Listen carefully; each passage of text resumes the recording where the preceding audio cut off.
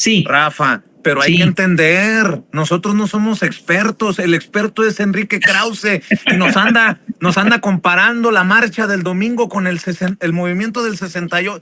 Qué poca, ¿no? Qué falta de autoridad, de honestidad intelectual. No solamente Enrique Krause, Denise Dresser se echó un tuit que era fantástico. Se echó un tuit diciendo, yo sí marché, porque hace apenas 4 décadas, en la década de 1980, México no tenía elecciones libres, limpias y justas, y hoy ese logro está en riesgo. Perdón. Es decir, yo le recuerdo que quien luchó por elecciones libres, justas y equitativas fue precisamente la izquierda electoral mexicana. A quien le hicieron el fraude en 1988 fue a Cuauhtémoc Cárdenas. A mí eso no se me olvida, pero ni de chiste. A mí no se me olvida además que quien retoma a quien le volvieron a hacer el fraude en 2006 fue a López Obrador, se lo volvieron a hacer en 2012. Fue precisamente el movimiento obradorista, primero cardenista y luego el movimiento obradorista, el que ha conseguido que tengamos en México elecciones libres, elecciones limpias y elecciones justas. Si tú revisas la historia de las elecciones que han tenido lugar en este sexenio, te vas a dar cuenta que si hubo fraude fue de parte del PRI.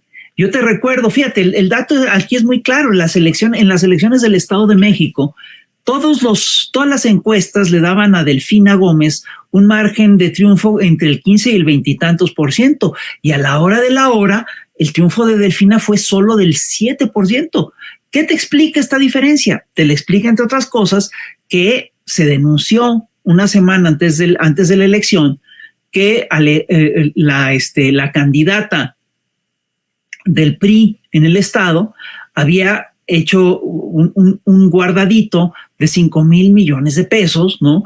Que presumiblemente para comprar votos, lo que te explica la diferencia entre las encuestas y el resultado de la elección es la posible compra de votos denunciada con ese operativo. Entonces, eso es lo que estamos viendo. Entonces, es increíble porque lo que estás viendo es que hay una simulación muy importante.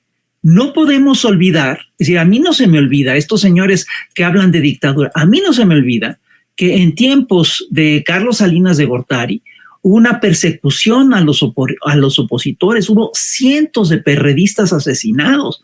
En tiempos de Zedillo la matanza siguió, pero además tuviste la matanza de Acteal, tuviste la matanza de Aguas Blancas, luego tuviste en el sexenio de Fox hubo una brutal represión a los pobladores de Atenco, y además tuviste la represión contra la APO en Oaxaca.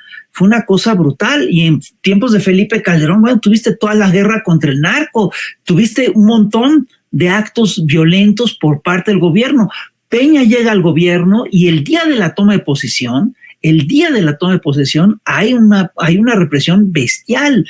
Y no solo eso, se dio el caso de Ayotzinapa. Es decir, estamos hablando de represiones brutales, ¿no? Estás hablando de violaciones severas a los derechos humanos, y estos señores nos vienen a decir que esto es una dictadura. Yo quiero que me menciones un solo caso de represión en este sexenio, algo equivalente a Aguas Blancas, Acteal, es decir, algo en serio, es decir, no tomaduras de pelo, ¿no? Entonces, sí hay una enorme simulación por parte de la oposición, y hay el intento de construir una narrativa falsa sobre este gobierno. Este intento por construir una narrativa falsa sobre este gobierno lo vimos desde el primer día de que tomó posesión, bueno, desde antes, lo vimos, de hecho, desde sexenios antes.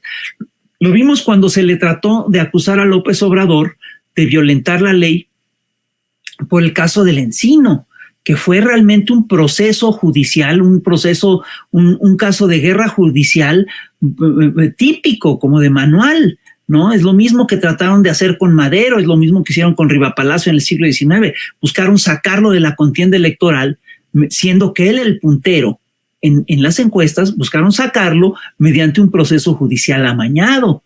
Y de eso no dicen nada.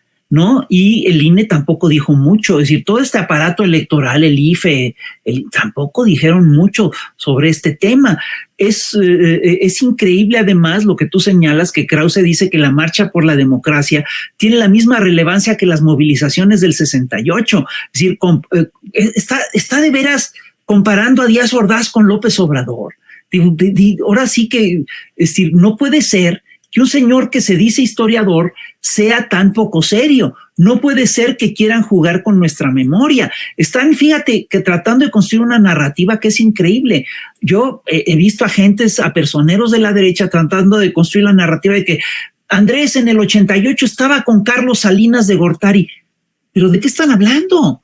Fue el candidato del PRD para la gobernatura de Tabasco en el 89. Estaba con Cárdenas, estaba con el movimiento. Están jugando a la desmemoria, están apostando a que la gente se le olviden las cosas. Y perdón, pero yo sí creo que nosotros tenemos que recordar todas estas cosas, tenemos que tener memoria. No se nos puede olvidar, entre otras cosas, que este evento, es decir, esta marcha es una marcha que está llena de contradicciones. Bueno, primero dicen que es una marcha ciudadana y Pedro Miguel tiene razón cuando dicen no es marcha porque fue una concentración. Es decir, si cuando mucho marcharon para llegar al Zócalo, no, pero es una concentración y ciudadana no es, porque es una marcha convocada por élites económicas y por partidos políticos.